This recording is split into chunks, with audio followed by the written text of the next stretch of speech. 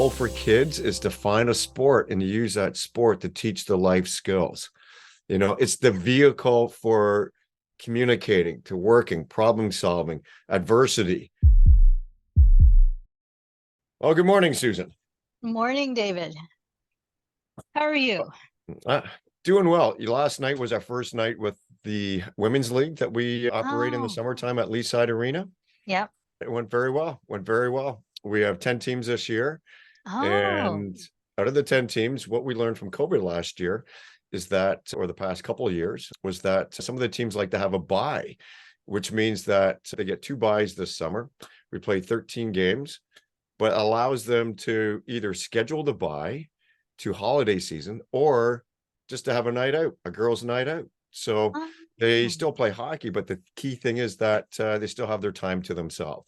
So if they want to get out away from the family, Tuesday's my night off, everyone, and they still go out to maybe just to socialize and just to chit chat and something like that. So yeah, we kind of learned that from last year, and we're kind of moving forward with it this year.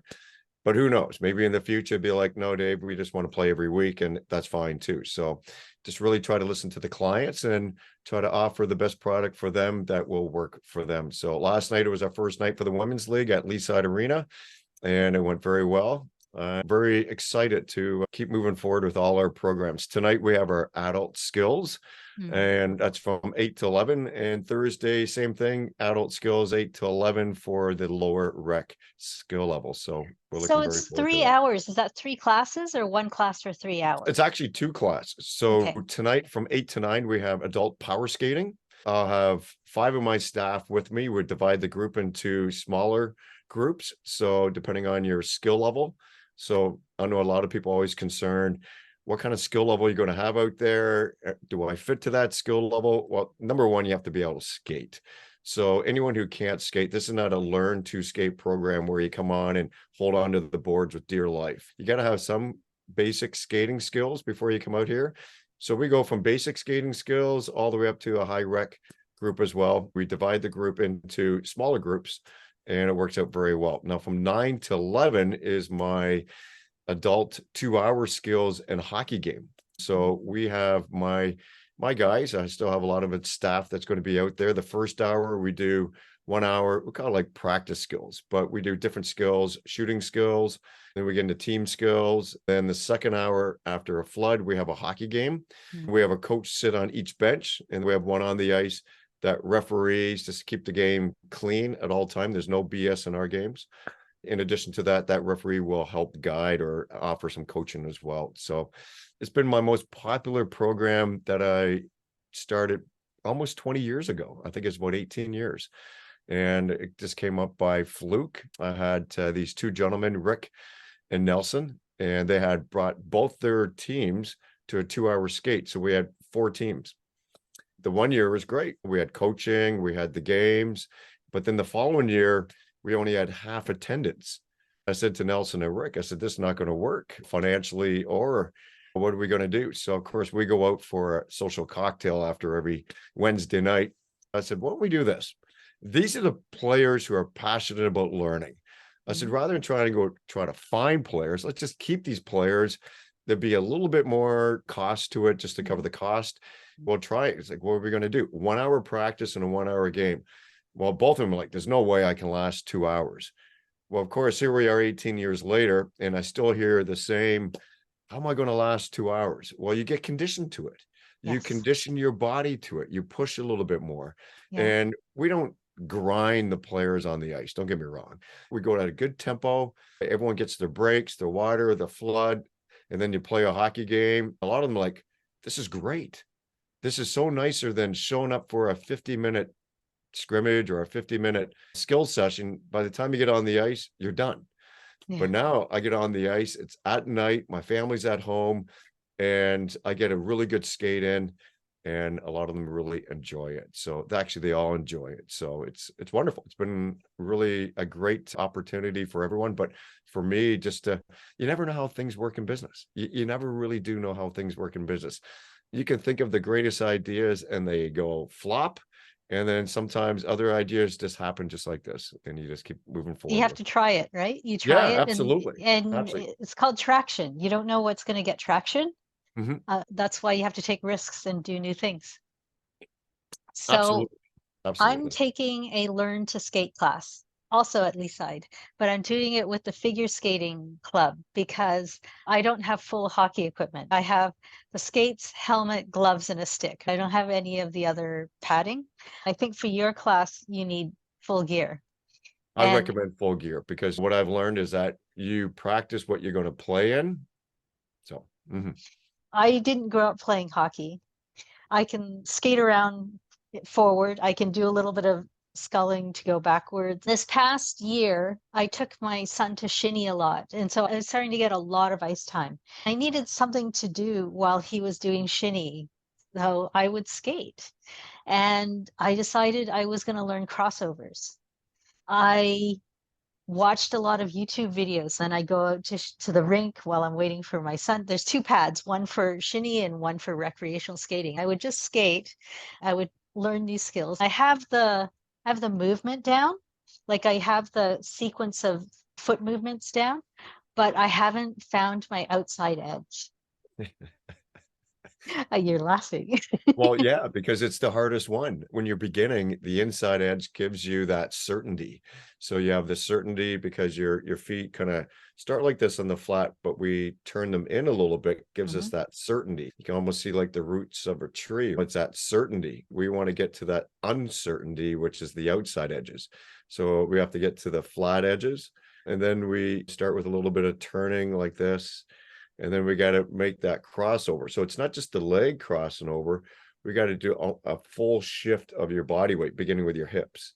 Then we're able to come back over. So yeah, there's lots going on here. You can actually, I can give you some homework exercises to do, and that are very, very helpful. They seem very simple, but it's Okay. amazing what can transpire to on ice as well. I had a lady come out to last Wednesday at East York, and she just wanted to see what the skill level was, and she's just very similar to your skill level, way too fast. This is my low rec. And I said, all right, let me give you some homework exercises. So I went upstairs, gave her some homework, and she's like, my gosh, my legs are killing already, and it's only been 5 minutes. When I went out to shinny, the plan is to go there for an hour.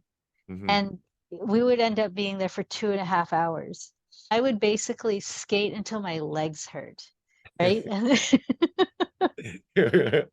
that's how Yeah. you get good. You just put in the time. Yeah, absolutely. All sports require different muscles to be stronger. And everyone that comes to class, they're strong. They're strong people in general. But what I find is that when we start to tap into certain leg muscles, just because the way that we bend and your legs are balancing, you're like, oh, you got the weeble wobbles. You want to eliminate that. And it's about strengthening muscles. And so that you hold your balance. And your balance is on one skate once you start skating, because one will be striding, pushing, Hmm. and the other one's gliding. And Hmm. then you alternate from side to side. And so that when we reduce it to where we just start to do one at a time, Hmm. your leg goes, ooh, I don't like this, or wow, this leg's very strong. There's always one leg stronger than the other leg. There's always one skate technically better than the other skate. And you're like, hello, wake up, wake up, wake up. So it's fun. It's a lot of learning. And you start with skating and then puck skills, and then adding a puck, and then adding stick handling and crossovers. It's, you can see why you want to start the kids off young, because it's just so much involved in hockey. Leo started when he was 7, which is young to me, but compared to the other kids who started when they were 4, he was old. But it's in his body in a way that it'll never be in mine. Mhm. He's got knives attached to his feet and he just goes. Yep. My daughter's the same way. She just goes. We started her 3. She was 3 years old. I just pick her up from school, stop off for the local rink, find the scheduling, and we scheduled it in every week. Skating, skating, skating. There's no magic. You just have to get out and start doing it. That's just the way Yeah, it is. I took him skating, but it just didn't go very well. He, in the beginning, we had the wrong skates. Right. So I bought Bob skates. They have two little blades on like sleds, Yes. but there's no grip on them and you just fall over. So, and I didn't know. So it's very frustrating. So Mhm, it's just what you can't do anything. So it's mhm, no fun. So, and then I learned that they were no good. mhm, Next year, I got new skates. And then mhm, we got new skates, but he had more fun crawling around on the ice and making snow angels and things like that mhm. than he did actually skating. If we tried to make him actually skate, he would cry. And it's like, okay, that's not working. I had to really adapt to Darcy and just having fun. And that could be 10 minutes and we're done. Could be 20 minutes, we're done. It could be 50, we're Yeah. done. Yeah, I never knew. Our skating was so different. It wasn't just like skating around in a circle. We weren't skating. Half the time I was picking her up, picking her down, up, down. Then we play these little games. Oh, so we're having a party down in the corner. What do we want to have in the party? Oh, we have to have balloons. Well, the balloons are over in the far corner. So we go from one corner back and forth, creating this great big party thing. It's all imaginary. And meanwhile, I wanted to do stopping. I wanted to do backwards. I wanted to do all these other technical skills. But that's not where we were going. We were actually just going on whatever it is to keep her on the ice to have fun. One day she's like, "Can I wear my skirt? I want to wear my skirt on the ice." So of course, all right, we'll wear a skirt. She had her snow pants on with a white skirt on, and away we went on the ice. We always came off. I had snacks. I had the goldfish snacks and other Yeah. things and drinks. And then, do you think we can go back on the ice for 5 more minutes? But for me, it was like 10 to 20 more minutes. But sure, we can do 5 more minutes. So Yes. Yes. it was fun. That's the way it was for the first year, maybe 2 years. And all of a sudden, she just starts skating on her own. She sees other kids like herself, and then she's competing. I could tell she's very competitive. I can't let that person beat me. Yeah. We did like, I didn't keep at it the way that you did. Mhm. Leo didn't get serious about skating until he went to learn to play. He went Mm, to after school care, mhm, and at after school care, they played floor hockey. mhm. He came home and said he wanted to play ice hockey. And I said, okay, I guess I have to learn about hockey. Again, no, some false starts. I didn't know what association to sign up for because there are a lot. Sure. How do I choose? I did a Google search and I picked one because the Learn to Play program was in the closest arena to me.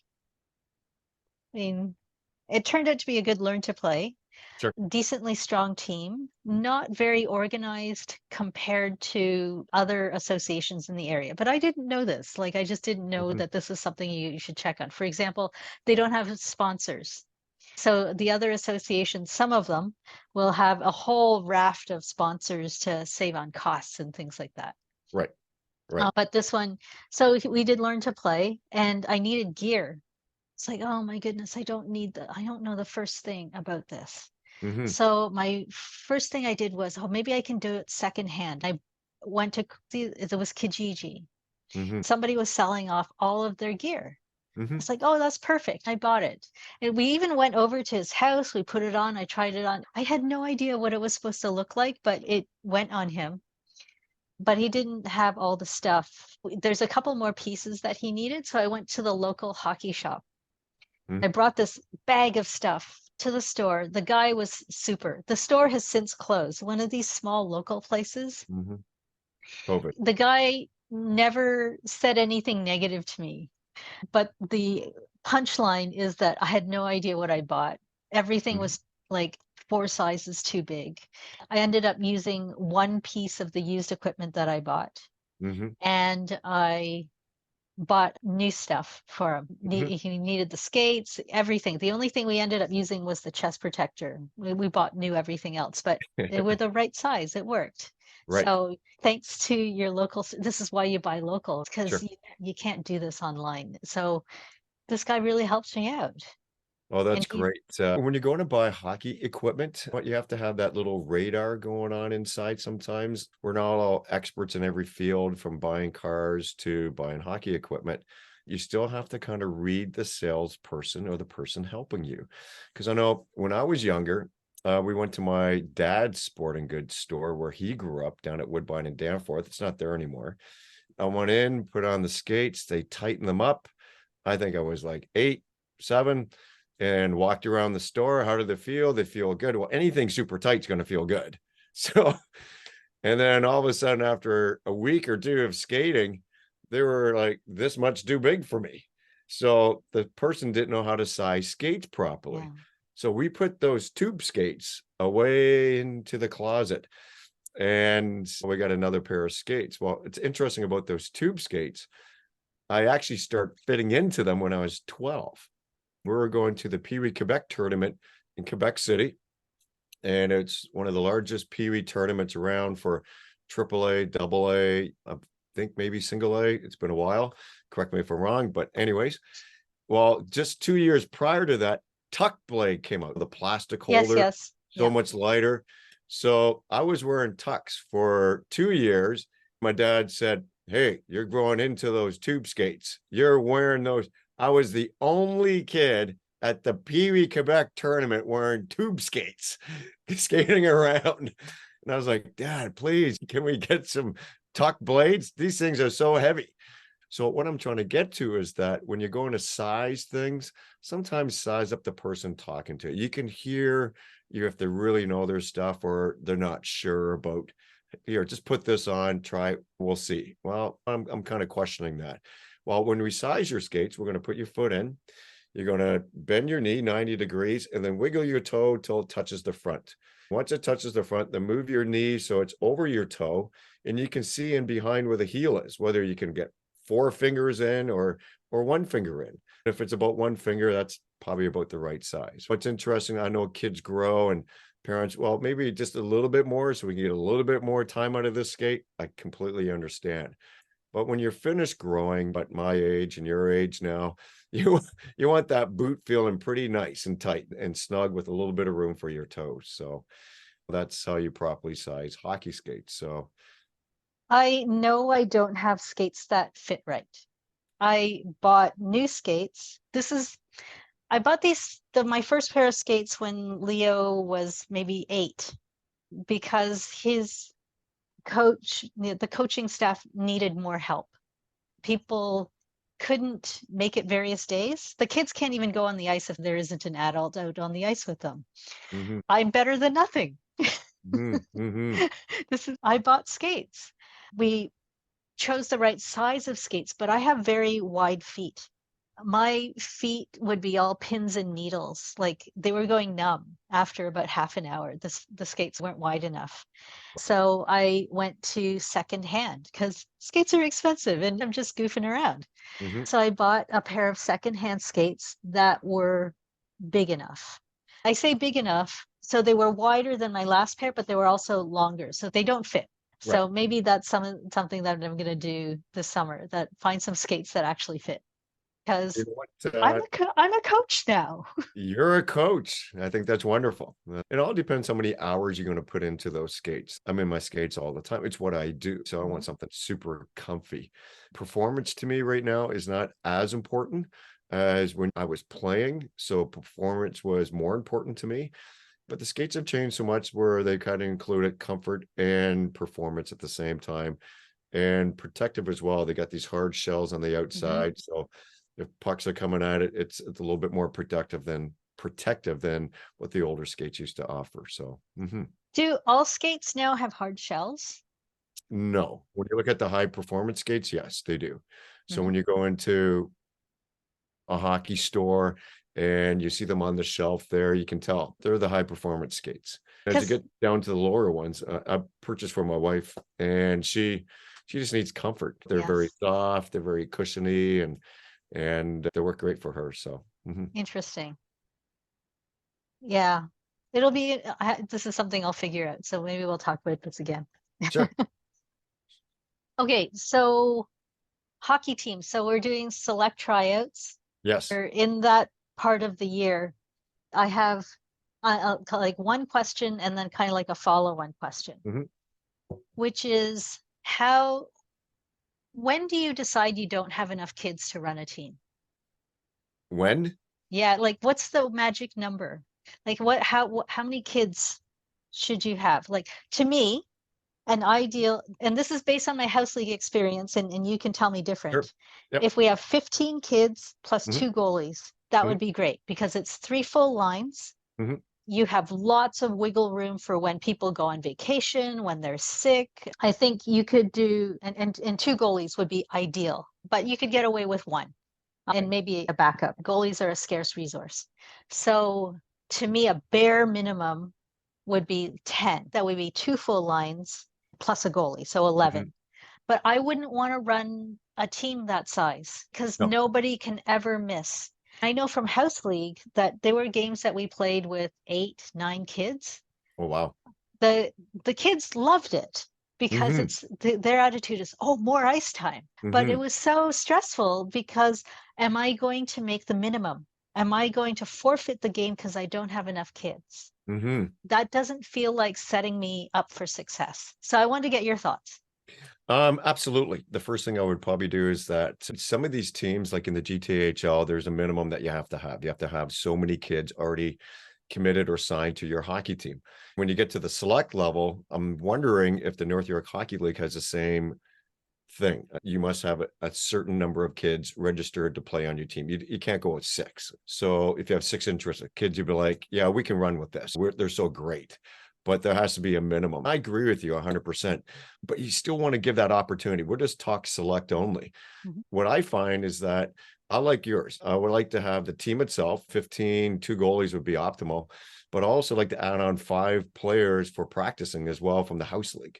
Yeah. Because what you're going to have is that you're going to lose probably minimum 3 who are going to go single A. If you're bringing along some other passionate players who you just tell them, you're going to be our practice players only. We cannot bring you up for games because this is the way that we've already picked our hockey team. But we're thinking about you for next season. And for these players just to come out and get that extra skate because the extra skate is so valuable to these hockey players. I find that if you're in the 8 category, 8 players, 1 goalie, maybe you make a run to push some extra players from the house league to kind of join your team. So you have to do some recruiting starting in September.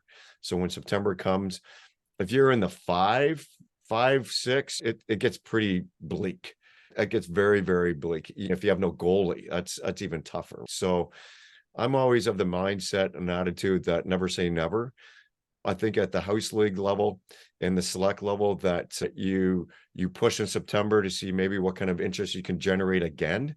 Mhm. If there's not enough interest, then you have to fold. And maybe you tell these players, this is what we're going to do. This is our intention. This is our plan moving forward. We don't have enough to fulfill a hockey team, but we're going to try to see how many we can draw from the house league come September. Mhm. hmm Mhm. But if you're in the single A, double A, triple A loop, well, not triple A, it's but we call it single A, double A. I was running tryouts for teams that had 4 skaters, 3 goalies.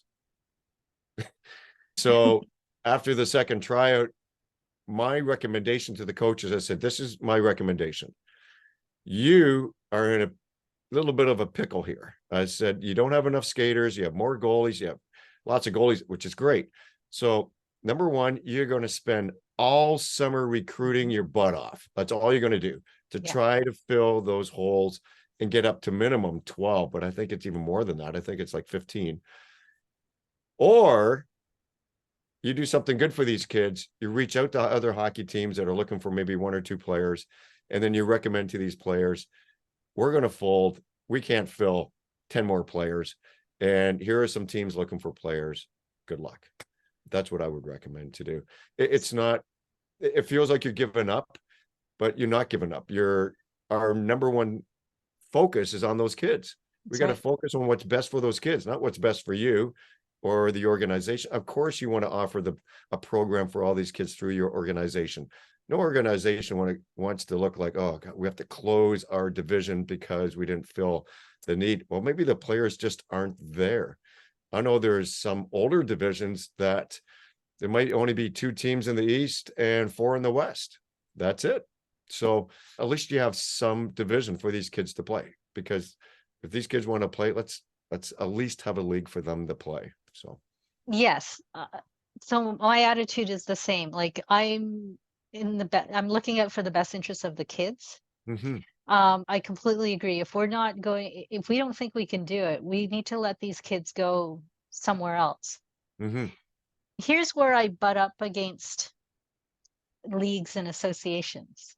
some leagues, for good reason, want to keep their players, because if they send their select players to another league or association so that they can have a select experience, they might not have enough kids to run their house league.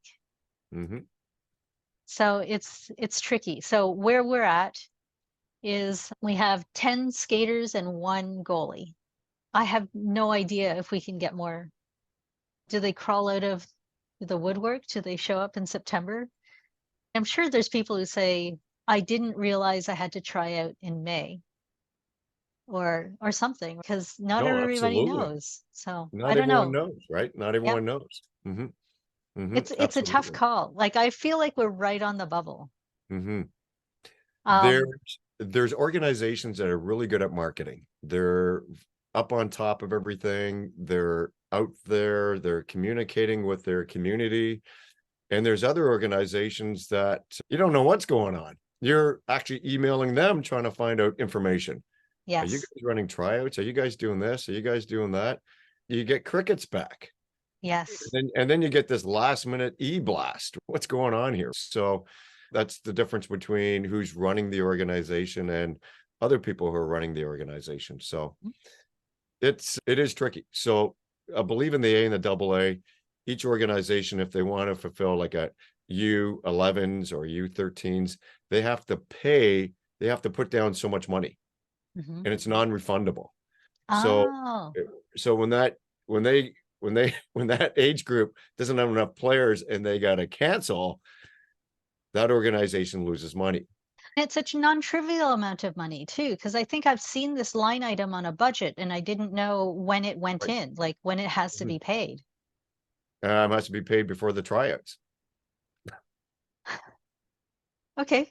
So is that right? Is that wrong? Can the league work better with the organization? So what's the bottom line? We're trying to help kids here. Sure, we're trying to create competitive atmosphere, but by the same token, if there's not enough kids, these organizations are losing money trying to get kids, but then they're trying to help other.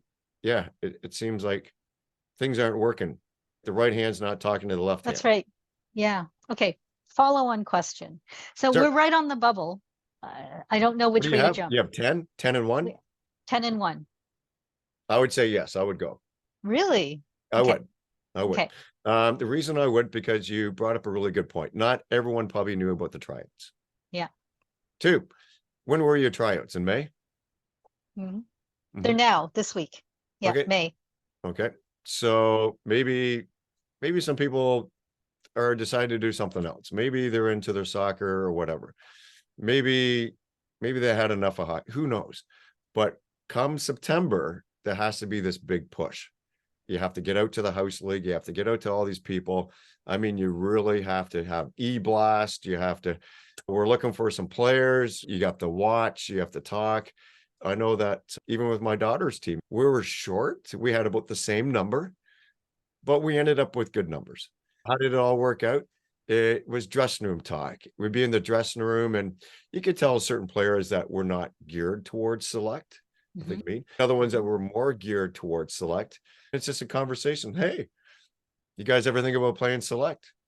We never heard of it. Like, you'd be amazed how many Yeah. people still don't hear. Yeah. It's that communication that's just not there. They do one e-blast. Well, that e-blast could have went to junk email and they think they're getting out to the people. Yeah. There's no tables, there's no this, there's sometimes you need to be front and center with everyone. Mhm. And that's how we recruited enough players for my daughter's team, is that it's just parents asking parents, hey, do you want to play? Hey, do you want to play? When is it? When are the practices? You just kind of go, this is what it is. The head coach is this person. If you want more information, this is their email. This is them. And we're able to recruit quite a few players that come out. It was great. Turned out to be fun. So I really think at 10, yeah, your first couple of weeks, you're going to be living in the arena a little bit more than you want to, but that's what the job entails. When you say living at the arena, do you mean that we'll be having additional tryouts or? No. I mean, you are at the arena as a coach hunting players. So you're communicating with your organization. This is where I am, but I'm a firm believer that we can get enough players to fill this team. We have 10, we have a goalie. This is a great start. And you're recruiting, you're pulling from the house league. So maybe the organization can send you all the house league kids that you would draw from. You're like, wow, we have 100 kids that I can look at. Out of those 100 kids, is there 20 potential kids that could make select? 20%. And you're like, going, oh, maybe. Is there 10%? Is there 10 kids? Yeah, my gut feeling says always yes. There's probably 10 out there. I just have to get out there. I just have to get out there. And I'll be like going to these things, having signs, going around, going to the dressing rooms, talking, having a little pamphlet. Please call me. I'll be watching. Some of them might be passionate enough and want it, but boy, Johnny can't skate. He's still on bob skates. I'm sorry. That's not what select hockey is. They can still come out to a tryout, come out to the practice. Please come out to the practice. I can fill you in what our plan is. I know the plan for the whole year. It's a lot of fun. Kids have a great time. One extra skate a week or two. It's not overwhelming. That's what everyone thinks of. Because I know someone in my household was thinking being overwhelmed by this new select stuff. And oh my God, what does that mean? What does that mean? Because she was thinking, me, is that 6 days a week? You know, no, it's not 6 days a week. It's one extra practice, and then we have some games. Yeah. So, yeah, this is part don't of go the out because they don't know. They don't go out because of what they don't know. What don't they know? They're more fearful of what they don't know. So let's not do it. Let's just stay in our comfy little zone and just play that way. I think at some point you can put out a list, like there's a list that's gets collated that we're looking for a whatever. That's a non-threatening list. People see that and you get this kind of waffling as well. And I know with my daughter, I said, hey, you want to go out for a skate? But just the way I put it. Oh, what are we doing? Oh, it's with some of your teammates and a couple of other girls from the other teams that we play against. Oh, then we went out there. There wasn't enough players. Like I said, we only had 10. Of course, we made the team. We showed up. And they start to explain what the plan was. And they said to us, because the parents are really great at recruiting, I'll be honest. So when I'm in the dressing room with my parents, I'm going around, I can tell which ones would be more suitable to select and which ones weren't. Because it's house league. You kind of get a feeling for it. You just kind of just start talking to parents. Hey, would your daughter be interested in playing? They'd be like, oh, she also plays baseball or soccer during the winter time. So that they got the double sports working. So maybe that might not work. And there's other people like, what does it entail? What's up with it? Well, we skate on Sunday once you come out. And that's all you'd say. You don't have to say much more than that. And you keep reminding them, right? Once they come out and they get a feel for it and they see the team and the girls just like start connecting. So what happened is that the girls from the select team were made from 4 house league teams. Well, we went to the games every Tuesday for the house league games. Well, they all knew each other. They all were running from room to room, room to room. They're all in different rooms. They all just start loving each other, run away. Kids do. It was fun. That's the experience that I want for my son. Absolutely. Right? Yeah. This is the life experience. This is the bonding. It's like you make this strong relationship with a small group of kids. And because of the way that we're living now, kids have very structured time. They have activities. We just came through COVID. They don't have that kind of friendship. And this is an opportunity to have that kind of friendship. Like, I don't think he's going to make the NHL. I think when I put him into hockey, my goal for him was to have a sport that he played with other people, because he's a very social guy. Something that he could play for the rest of his life. That's why there was a no pressure thing, partly because I didn't know, but also that was my hope for him.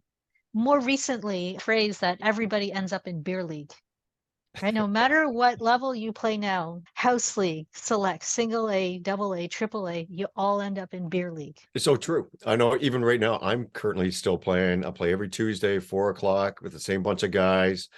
And why? Because we're connected through sport. We're connected with hockey. We all love the hockey game. We do it for health and we do it for socializing and we do it for fun. It's an opportunity for us just to kind of leave the outside problems alone for 1 hour and just to have some fun. bottom line, that's where we all end up, even Mhm. professional players, whether it's women or the men. We still all want to still play with our group, our Mhm. peer group that we play with and that we made. The goal for kids is to find a sport and use that sport to teach the life skills.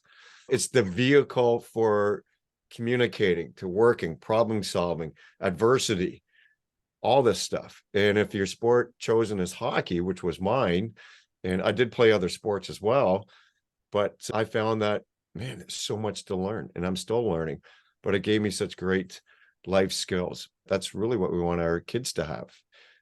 If they have an opportunity to play pro and sign a contract, that's just an amazing gift. That's a gift. And all of a sudden he's going to have a bunch of friends that are going to be knocking on the door. Hey, can I have tickets? So, but that's a good thing. That's just the way it works. So, In cognitive psychology, there's something called flow state. mhm, Flow state is when you are immersed in the activity. It can happen alone, but the easiest ways to get into flow state are music mhm, or sports like hockey. The characteristics are you're completely into the activity. mhm, The outside world has disappeared. And there's a joy in the mastery.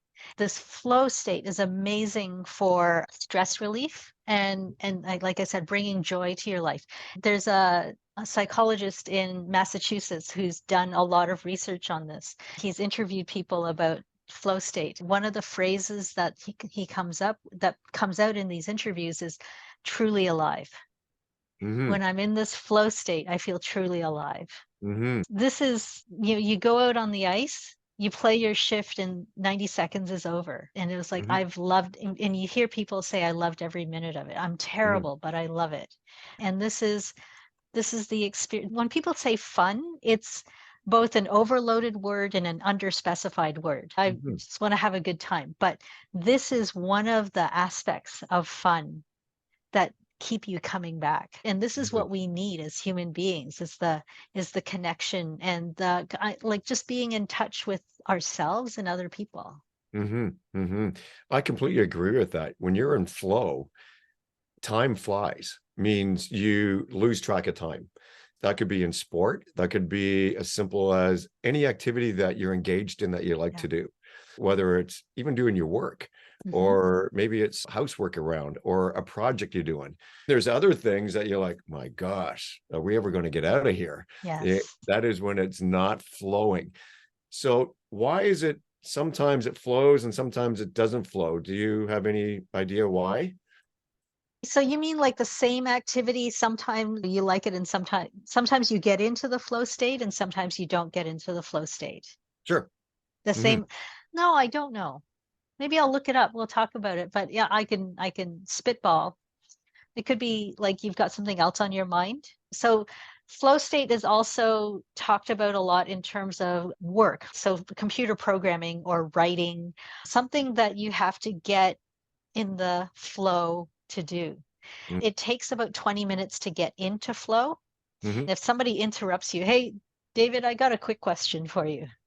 Flow state is gone. And it takes you another 20 minutes to get into it. It takes time to Hmm. get into the flow state. But it's different with sport because I don't know, there's this adrenaline component. Also with music, there's this focus component. Like when you are playing in a quartet or you're jamming with other people, there's this immediacy to it that is much easier to access than when you're working by yourself doing the challenging cognitive work. Right. Sometimes I feel it comes down to your focus. What are you focusing on? So if I take Darcy and we take the Tuesday and we're take, say we're February, when it comes Tuesday, she already knows she's having macaroni and cheese.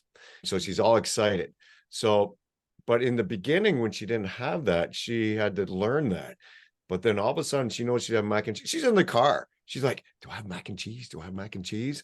Like she's already in flow because her focus is on, she knows she's going to have something good. Then we go to the rink. She already knows I'm going to have something good. I'm going to see my friends. I'm going to be on the ice. We're going to work hard. We're going to have fun, all this stuff. Where she sometimes gets out of that flow is when her focus shifts to, well, what happens if I give up a goal? What happens if this happens? What Mhm. happens if that happens? Mhm. So that's coaching. Yeah. And it's like, well, you can think of all the negative things that are going to happen, or you think of all the things that you want to do. What are you going to focus on that you have to do during the game that you can control? Yeah. Because what can you not control? Well, you can't control the referees. You can't control whether the ice is super wet or dry, whatever. But you can control your effort. You can control how you're going to play. And that's really what you can control out there. It's So let interesting. me break down that Okay. sequence, right? Yeah. From a cognitive standpoint. So firstly, kids love structure. Kids, animals, people, they love structure. They know what is coming next. So when they don't know what's coming, it's anxiety inducing. It requires cognitive load to Mhm. constantly adapt. So if you do the same thing every time, you can use your mental effort on something else. That's one thing.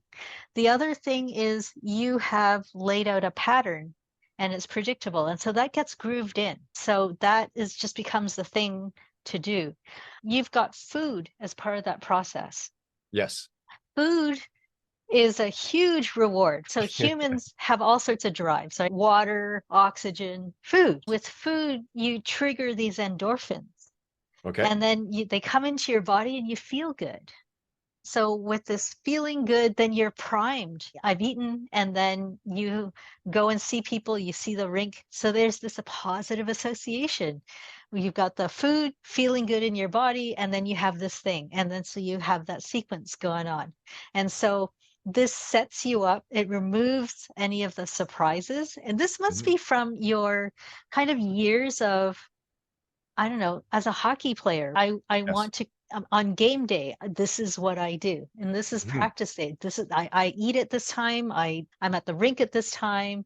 This Mhm. predictability Mhm. means that you have security in the things that you can control, what you talked Correct. about. Mhm. And then it leaves you all sorts of cognitive capacity. You're not using all your brain cells going, oh my goodness, I'm going to be late to the rink. Then you can use it to focus on the things that matter. It's like, okay, how am I going to handle this shot?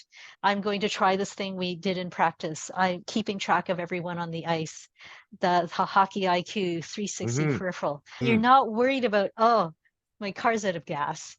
Absolutely. So you have your routine. If you like your routine, that involves food, music, and in addition to that, visualization. Mhm. There's also that calming effect of taping your hockey stick, having your water prepared, just getting dressed, and everything feels good and go on the ice.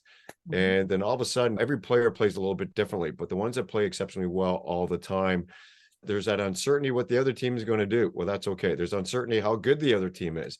That's fine. That is part of adversity and just working through controlling what you can control. You get better at that all the time.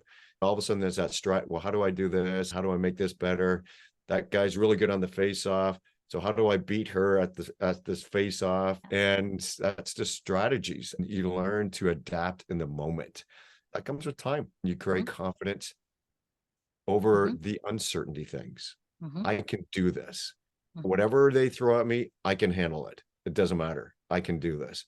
All of a sudden, that's the players that perform at a higher level, especially during playoffs or games that mean some magnitude, a championship game or something like that. I want to bring it back to the select team. Sure. So we've talked about the kids. Yes. I have a question about the coaches. Sure. How many, and it's not just coaches, how many helpers do I need in the coach team? I think I need a head coach. I Yes. think I need at least 3 assistant coaches because I need 2 on the ice to run the practice and then 1 more just in case for backup. I think I need a trainer, and this is somebody with a first aid certification. It doesn't need to be a doctor or nurse, anything like that. I think they just need a first aid certificate. Mhm. I think I need a manager, Mhm. somebody who makes reservations for things and Yes. looks after the paper. I think I need somebody to look after social stuff, put together a party for me. That's a lot of people. It is a lot of You're people, but I find that if yeah, I cut it up smaller, people are more willing to take a piece than absolutely. Here's So a the most big thing. important part is the manager. The manager has the biggest job. Like, I mean, they are dealing with the head coach. The coach and the manager become almost BFs, best friends, because they're Mhm. talking to each other all the time. They're talking about what's your schedule? What's the practice? Where's our practice ice? Do we have to find practice ice? What's the cost going to be? Do we need to order jerseys? Do we need this? Do we need that? So there'd be like a list of things to do that's very, very important. So the person that you're picking for the manager has to be kind of very organized. They have to like being organized. They have to like making phone calls, and they have to have a little bit of extra time on their hands to do this job, because it's very, very important on how the flow of the team is going to work. So the head coach, obviously, is probably going to be there 95% of the time. There's always that 5%, whatever it is, being sick or conflict or anything, it's not going to be there. So minimum 2 assistant coaches. It's nice having minimum 2 assistant coaches. When you're on the ice running exercises, those assistant coaches become invaluable because they're doing more correction on the ice as well. Depending on your age group, but you may bring in a goalie trainer, or you either send your goalie to a goalie trainer. That's something to consider as well. The other And thing, the team pays for that. yeah, I would. Okay.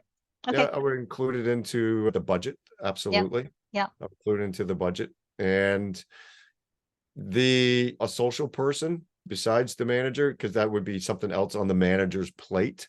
So the social person would work with the manager, but all the decisions come down to the head coach. It's like you're running the business. So the business, the CEO is the head coach.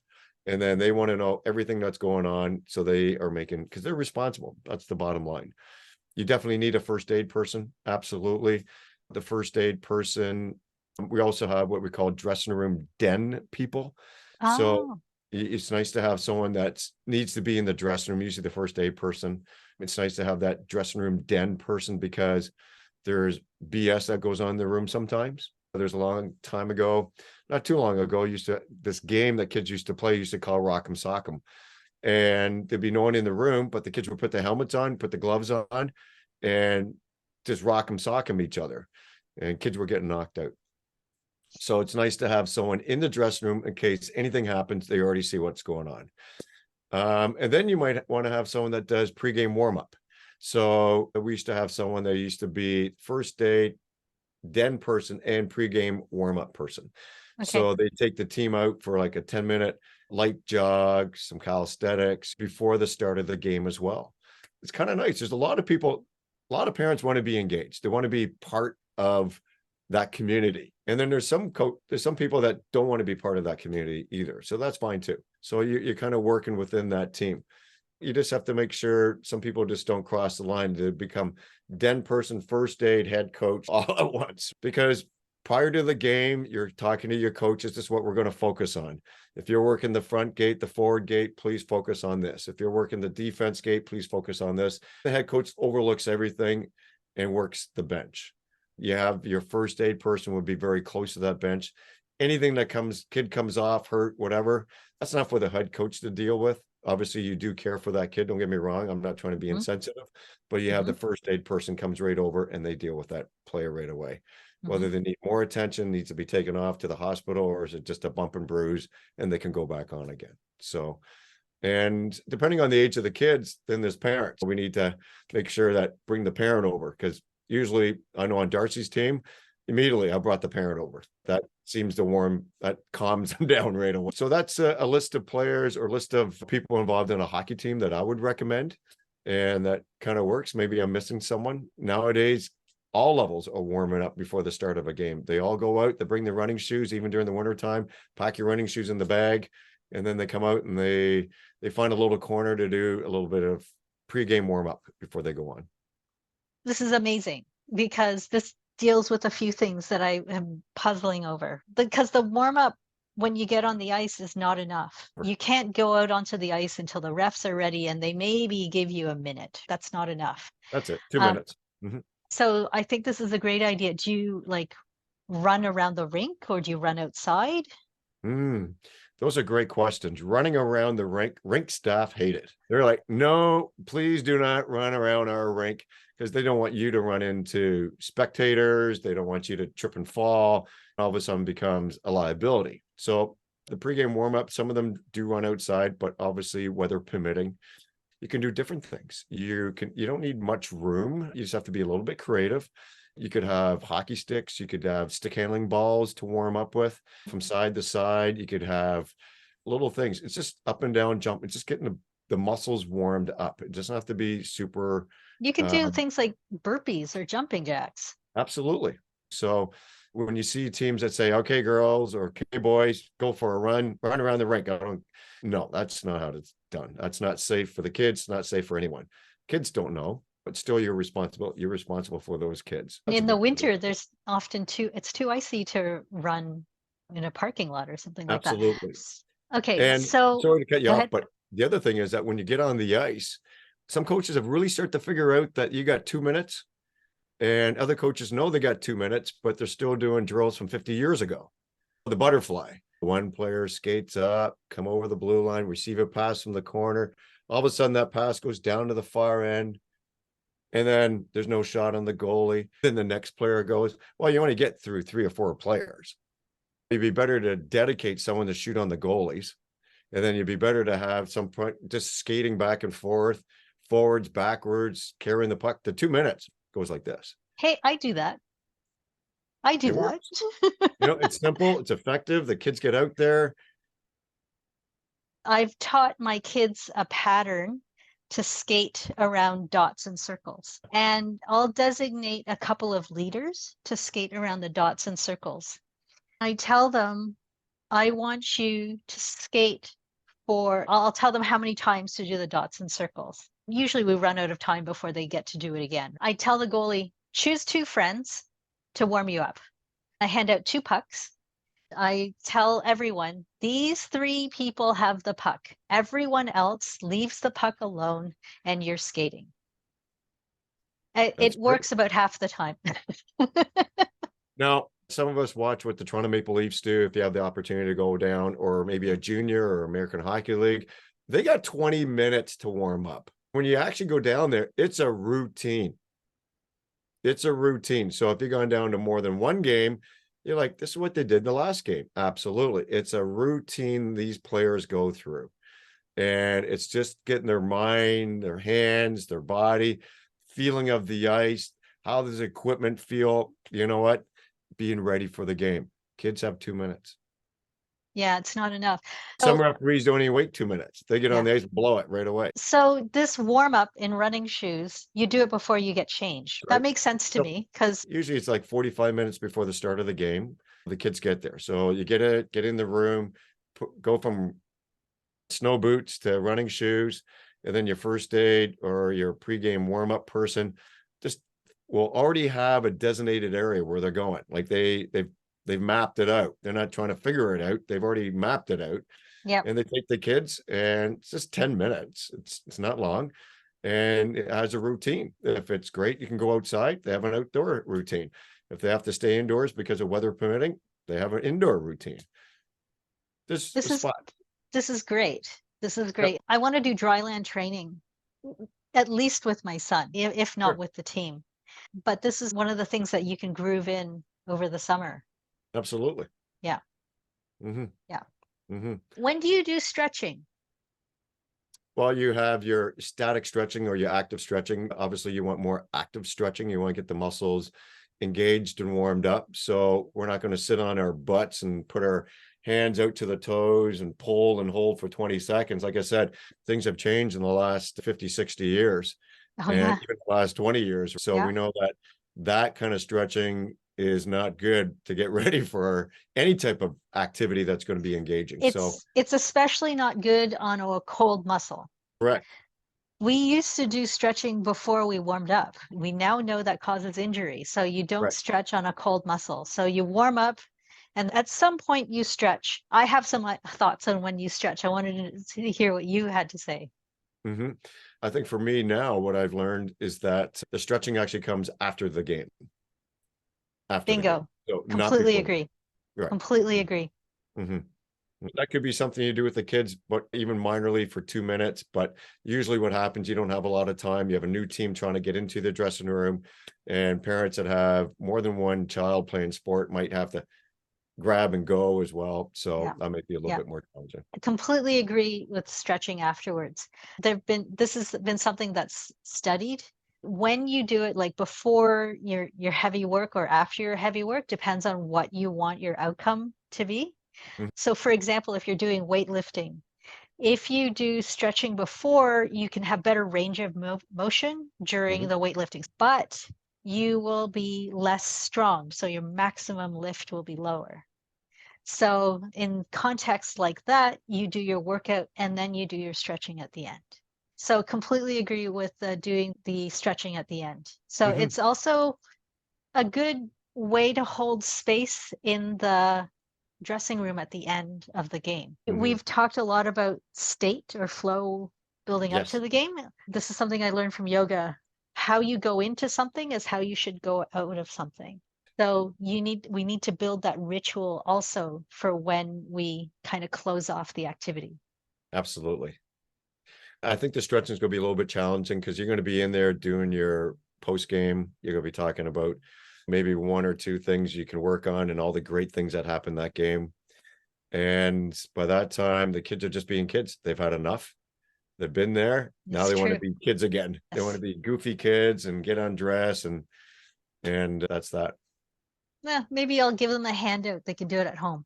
Yeah, you can always just here That's do this. wishful thinking. All right. Anything else you want to talk about this week?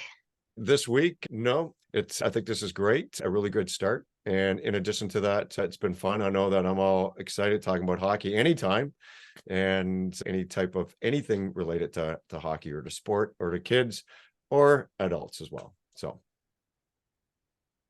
Nice talking to you. nice talking Every to you. week it's a highlight. Yes, it is a Okay. highlight. It's fun. This has been great. Yeah. Bye. Bye bye.